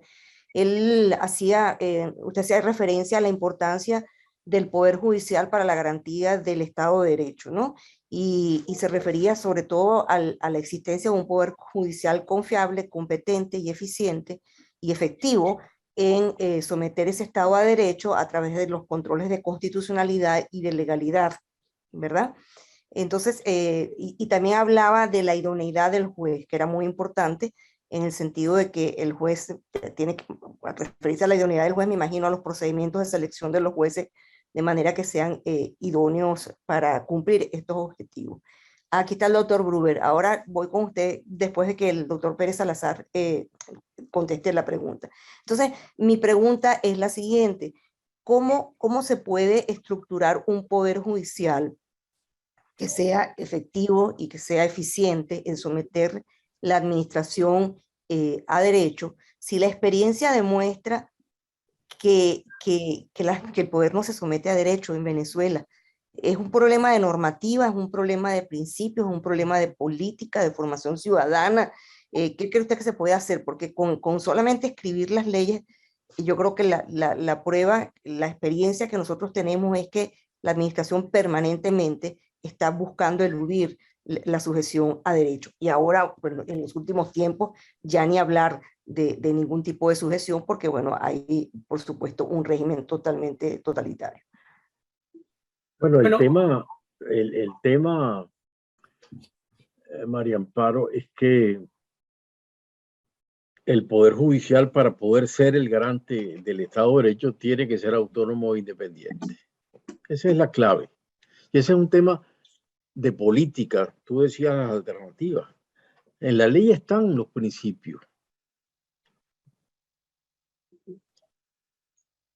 Pero todo depende de cómo se escogen los jueces primero y luego la garantía de que puedan ser autónomos e independientes. Es decir, no más que autónomos e independientes, que no sean dependientes del poder.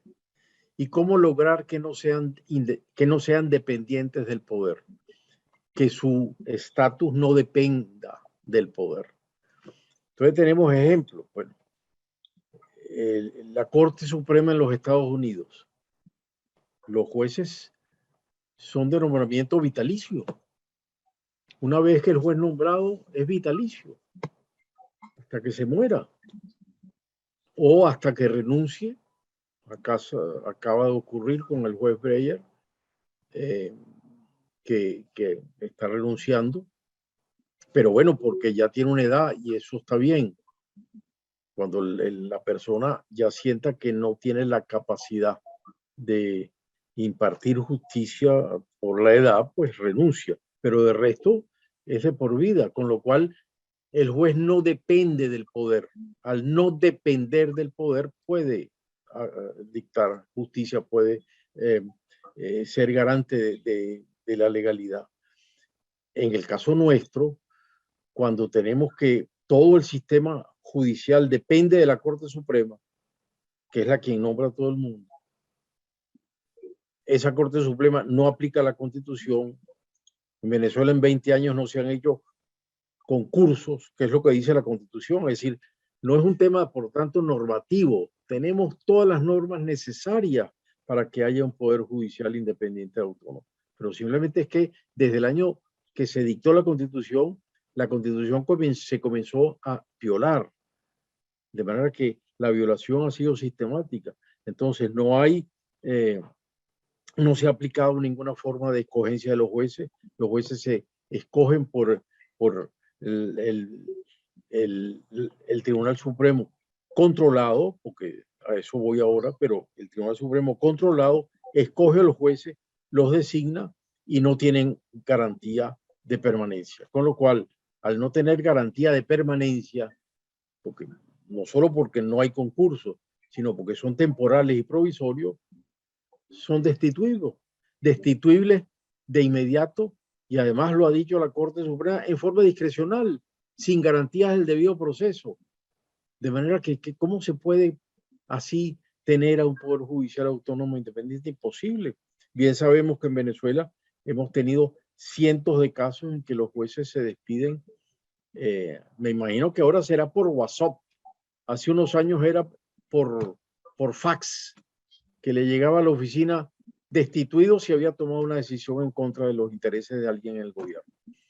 Entonces, ahora será por mensajito, lo que sea, pero son destituidos ipso facto. Así no puede haber un poder judicial independiente. Y en el caso nuestro, menos cuando la Corte Suprema, el Tribunal Supremo, está previsto en la Constitución toda una serie de normativas para buscar su independencia, el que sean escogidos los candidatos solo por los representantes de la sociedad civil. Eso se violó desde el año 2000 y se sigue violando. Es decir, quien los escoge son los diputados, mayoría de los diputados en el comité de postulaciones. Los otros están pintados en la pared, no tienen ninguna importancia real. Quienes los designan son los diputados con criterios políticos. Y así se confirmó el Tribunal Supremo.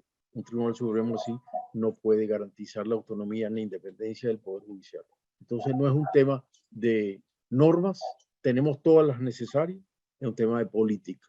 La política que se ha definido es que no haya autonomía y todo lo contrario, que los jueces sean dependientes, sujetos, y por tanto así no puede haber justicia, lamentablemente. Doctor Gonzalo Vélez Salazar, su opinión al respecto.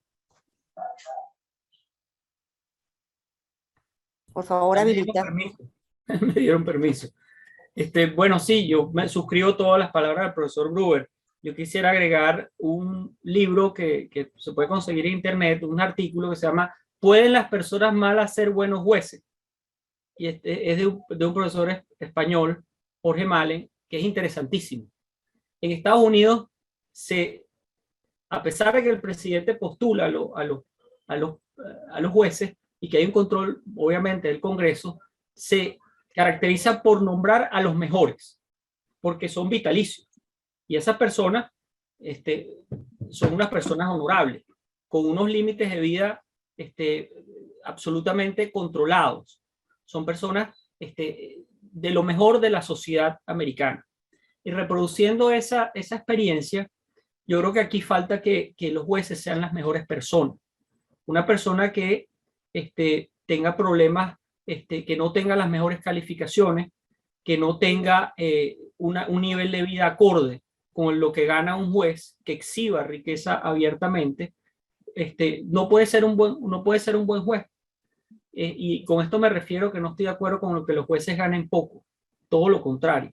Los jueces deberían de ganar lo que ganan los jueces a nivel internacional, y que le permita vivir dignamente y no tener que buscar sus ingresos a través de otros mecanismos que conduzcan a la corrupción.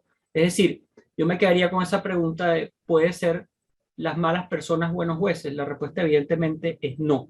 Hay que buscar los mejores. La magistratura constitucional es un tema absolutamente relevante, y la magistratura en general, en cualquier tema en el mundo, eso de dejarlo en manos de los propios que deciden, de la cabeza del órgano judicial, también la administración de los jueces, es una decisión equivocada. No permitirles a los jueces que tengan su propio gremio o su sistema gremial ha sido un error, porque no tiene sistemas de protección frente al poder administrativo. Es decir, hay muchas cosas por hacer. Creo que vamos a partir prácticamente de cero cuando se retome el Estado de Derecho, y bueno, estaremos los que quedemos para apoyar en lo que podamos apoyar. Muchas gracias. Profesor Gruber, ¿cómo ve usted esa norma que han incluido? Por favor, le dan el micrófono al doctor Gruber. Activar el micrófono. Gracias. ¿Cómo ve usted esa norma que se incluye en la ley orgánica de la Corte Suprema de Justicia recientemente dictada en la reforma, que prohíbe al juez constitucional modificar las leyes, pero si las modificare, tiene que notificar al Parlamento para que éste haga las correcciones? ¿Qué cree usted que significa esto, no? Porque pues hasta ahora libremente venían modificando leyes. Quería más bien, antes, completar lo que decía Gonzalo Pérez. Adelante. Lo del tema de los jueces los mejores. Yo recuerdo cuando yo estudié la jurisprudencia de la Corte Federal entre el año 50 y el 58, y luego entre el año 50 y el 61, 10 años de Corte Federal y de Sala Político de cuando se creó en el año 61 hasta el 62. Pero lo importante fue que durante esos 10 años, que fueron los que correspondieron a el régimen militar de Pérez Jiménez, los jueces del Tribunal Supremo, de la Corte Federal, eran todos personas honorables, todos personas de alto nivel en el mundo del derecho, gente conocida, respetada, con obra escrita, y esos fueron los que sentaron las bases del derecho público en Venezuela, que yo recojo en cuanto al derecho administrativo en mi tesis de grado, pero que recogí en los 7 tomos de jurisprudencia. Allí está, luego llego hasta el 35, pero ahí está la base de todo el Estado de Derecho en Venezuela. Se formó con esa sentencia, y dictadas ¿por qué? Por unos jueces que controlaban el poder, y lo controlaron tanto que todo el contencioso administrativo y todas las bases de la jurisdicción constitucional están en esa sentencia de esos años. Era porque eran jueces honorables, conocidos, destacados, respetados, y esos fueron los que dictaron sentencia. En cuanto a la norma que decía María Amparo, no quisiera hacer comentario porque realmente no la he estudiado con detenimiento. He estado en mil y un temas que no he visto esa norma con detenimiento. Tiene un poco que ver, doctor Gruber, con el hecho de que usted dice que para que haya Estado de Derecho tiene que haber separación de los poderes, y tiene esa separación de los poderes o esa distribución del poder tiene que ser en sentido vertical y en sentido horizontal, un concepto que usted enseña y que nosotros los profesores de Derecho Administrativo lo utilizamos como base de nuestras enseñanzas a su vez. Entonces, un poco desde el punto de vista de la separación horizontal, que sería un poco la repartición de las funciones, cómo eso se ha visto mermado en los últimos tiempos cuando el Tribunal Supremo de Justicia, por ejemplo, se ha convertido en legislador y se ha convertido en sustitutivo de muchos organismos y ha tomado y usurpado muchas de las funciones del Estado. Entonces, en la ley orgánica del Tribunal Supremo de Justicia hay una norma que dice que no podrá la Sala Constitucional reformar o modificar las leyes, pero si la interpretación implicara la modificación de la ley, tiene que notificar al Parlamento para que éste haga las reformas necesarias. Entonces, simplemente la reflexión suya acerca de la necesidad de limitar para tener un poder judicial que efectivamente se convierta en controlador de la legalidad y constitucionalidad, cómo hacer que el Poder Judicial se atenga al cumplimiento de sus funciones y que estas funciones no excedan al punto que hemos llegado hoy en día, donde el Tribunal Supremo de Justicia es quien dicta las leyes, por ejemplo.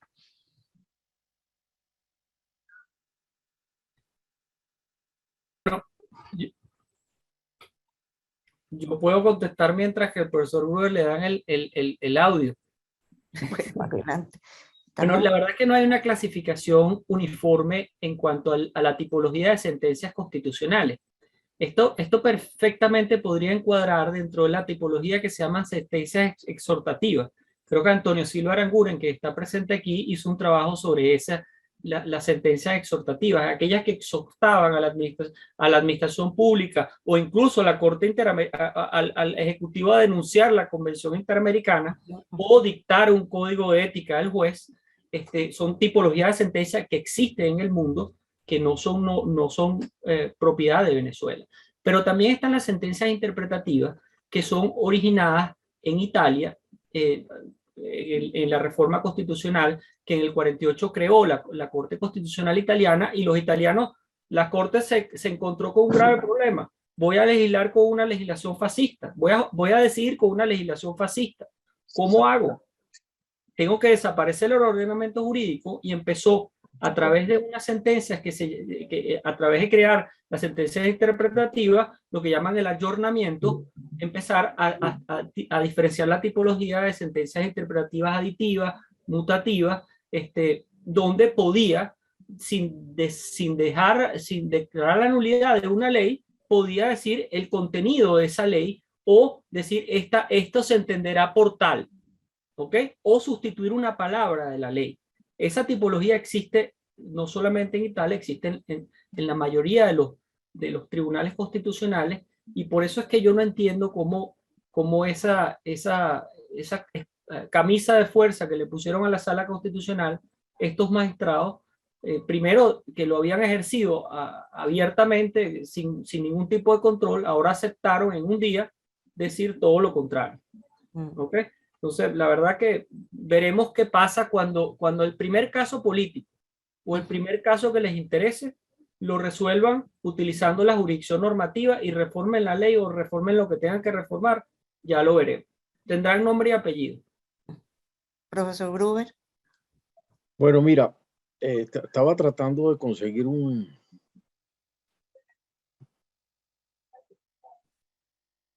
portada.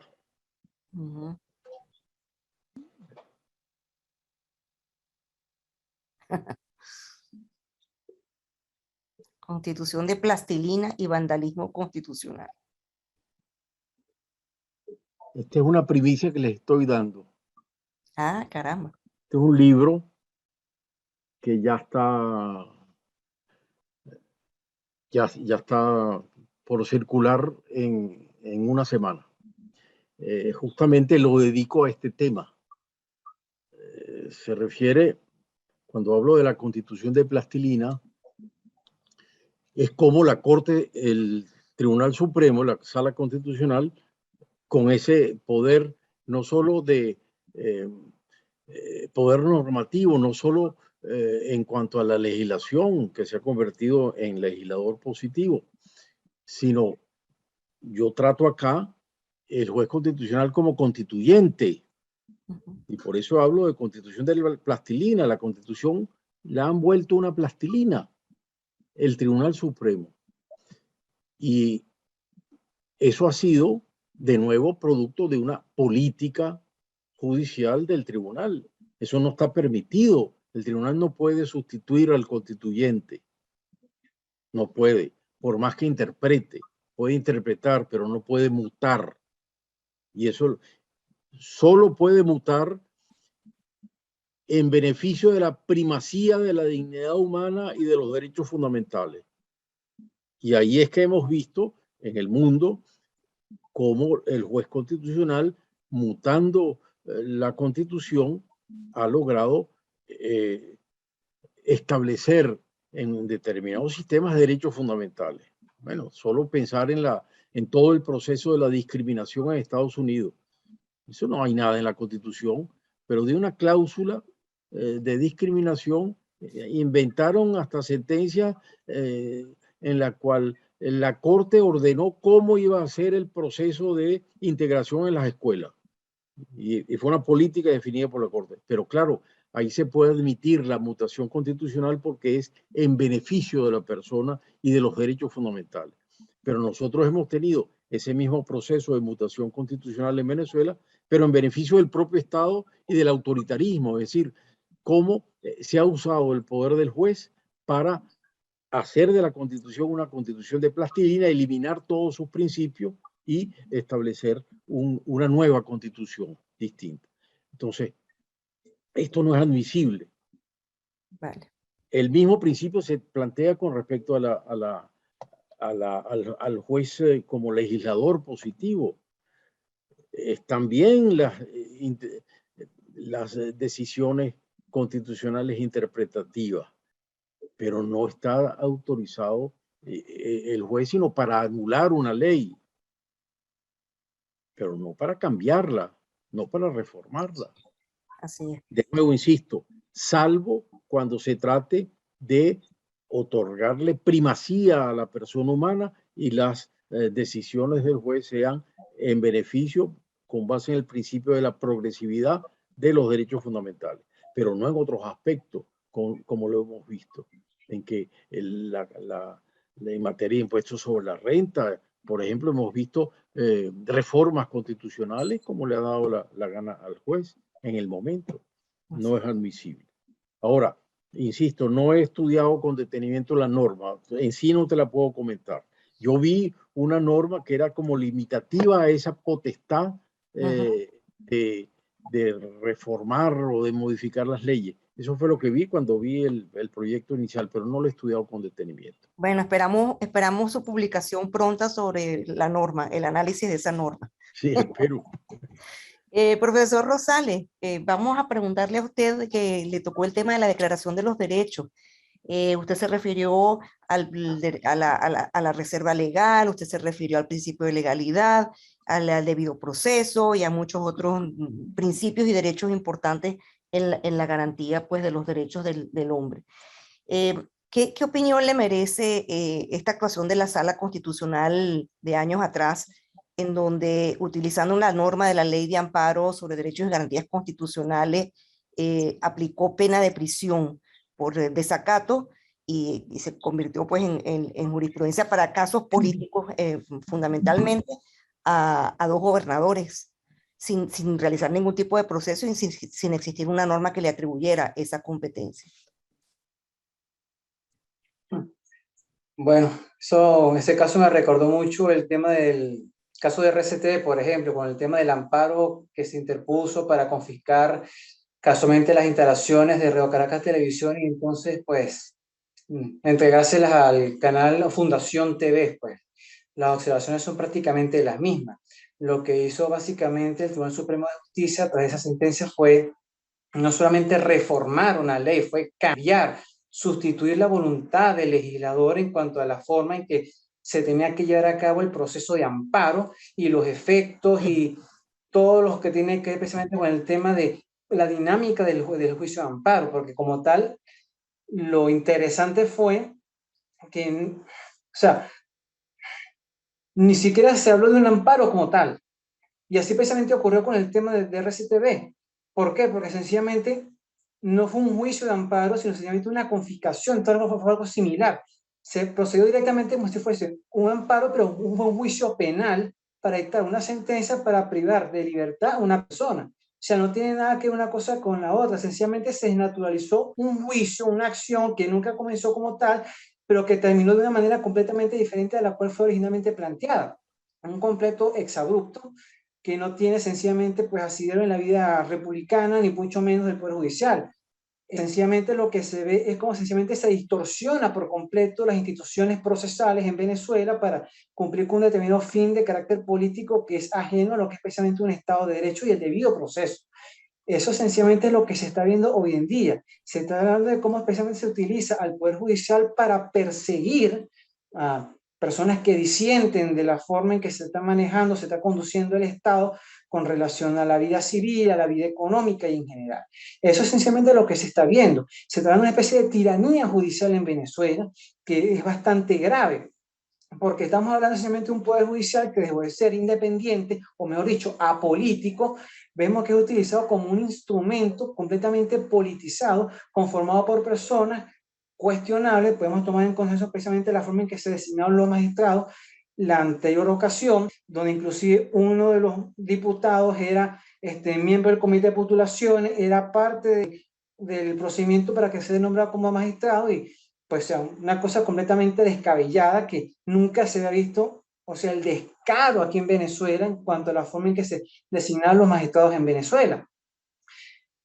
Sencillamente no tengo ni palabras que decir al respecto, porque nuevamente lo que menciono, aquí se utiliza a la sala constitucional, la función de la sala constitucional para sencillamente legislar, para hacer política, para perseguir, para distorsionar con la excusa de que es el máximo intérprete de la Constitución y de las leyes, y cumplir con fines y propósitos completamente diferentes a los previstos en las instituciones que son creadas a tales efectos según la Constitución y la ley. Esa es esencialmente la opinión que yo tengo con respecto a lo que usted me está diciendo. De hecho, no es la primera vez que ocurre, por eso precisamente le tomo el caso de RCTV, porque fue algo similar a lo que se hizo en el año 2007 casualmente, y creo que hasta peor, porque por lo menos con el caso de RCTV no nadie preso. En este caso fue diferente. De acuerdo, muchas gracias por su respuesta. Doctor Gruber, una pregunta aquí de Alfredo Radaeli. No sé, es que se la hago porque, bueno, se la hacen a usted. Dice, en el concepto de reinstitucionalización de nuestro Estado, el poder público y específico el poder legislativo, ¿sería posible establecer como requisito sine qua non para la selección de determinados cargos el ser egresado tener título abogado egresado de una universidad venezolana?